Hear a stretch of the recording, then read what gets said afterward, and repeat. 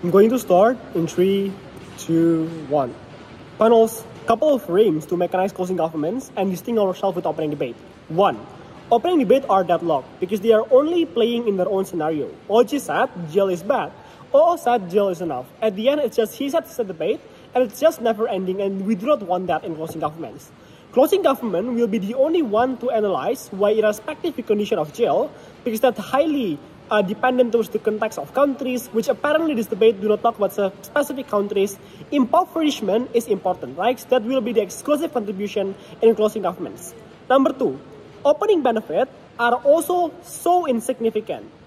Because if they only talk about giving example to potential future corruptor, at the end, it's highly subjective, and there is no explanation as to why it's so exclusive by having impoverishment at the end of the day, right? Because for some people, jailing is just enough to give an examples. That's why we claim that opening debate are just so insignificant, never contextual towards the specific case of impoverishment. Lastly, just to clarify, jail exists in both sides. This debate should talk about the main questions whether impoverishment is important or not and why it should be added into our current justice systems at the end of the day. So CG will explain about 3 contributions. 1, we will talk about why impoverishment is justified, directly engage with opening opposition's concern that never been answered by opening governments. Number 2, we will talk about why it will create better evaluation systems internally from these politicians, for example. And lastly, we'll talk about why it's so important to prevent the ex-corruptor from regaining political power. It will be different with opening governments who only explain what they can live happily ever after. We will broad it up and talk about why it's harmful if they regain political power, right? So everything will be integrated. Let's directly proceed. First thing first, why impoverishment is justified? Directly engage with opening oppositions. 2 structural reasons here. Number 1, need to be noted that the characteristic of corruption cases are something that is structural. And possibly, you cannot do corruption cases alone, right? In status quo, jailing, and that's exactly what opposition spans will do, will only impact the perpetrator, the one who getting exposed, and the one who are being caught directly. But it never impacts towards the actor behind the screen and those people who are structurally helping this particular corruptor to do corruption cases. For example, their family, right? Directly engaged with opening opposition cases. Family are complicit to the act of corruptions.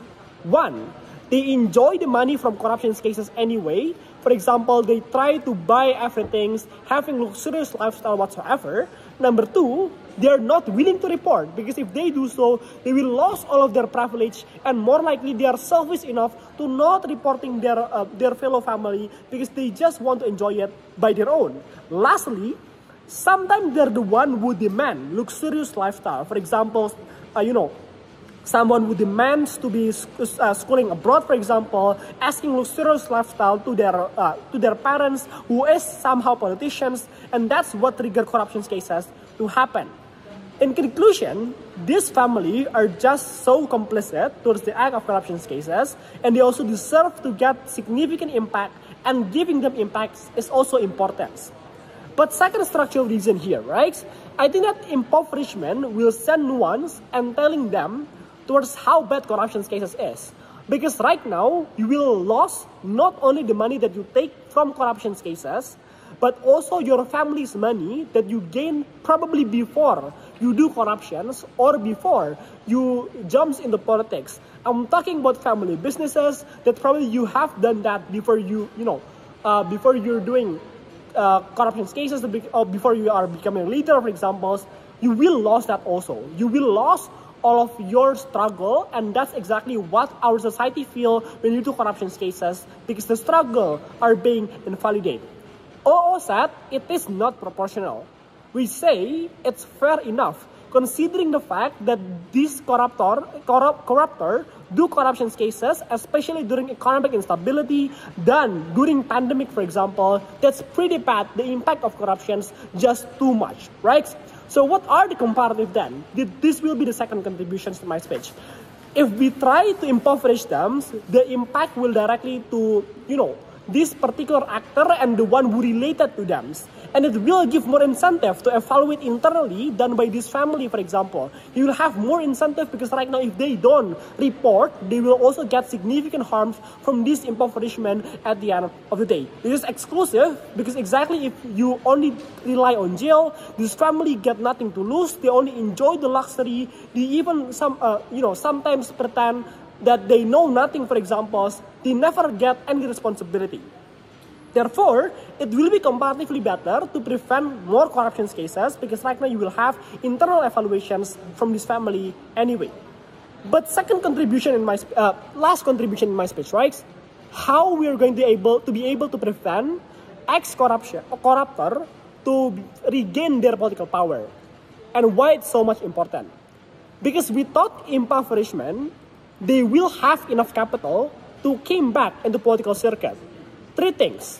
One, they can hire buzzer to clean up their name by overly portraying what they are doing charities, for example, trying to forget and overwhelm the past corruption cases that they did, and people will simply forget because they just see towards the current picturization that they do charity whatsoever. Number two, right now, they can come from another elections because they have capital to offer to the political party, and more likely they can do that. Lastly, they can do campaign exactly because they have capital, and they will constantly doing that, having like a huge team, for example, to supporting them, and that's pretty bad. This is what happened in the case of Philippines when Marcos Bongbong used the capital from past corruption cases and manipulate the media and then voter in upcoming Philippine elections. And this is the exact picturizations of what will happen if do not impoverish them, right? What are the outcomes then? Two things.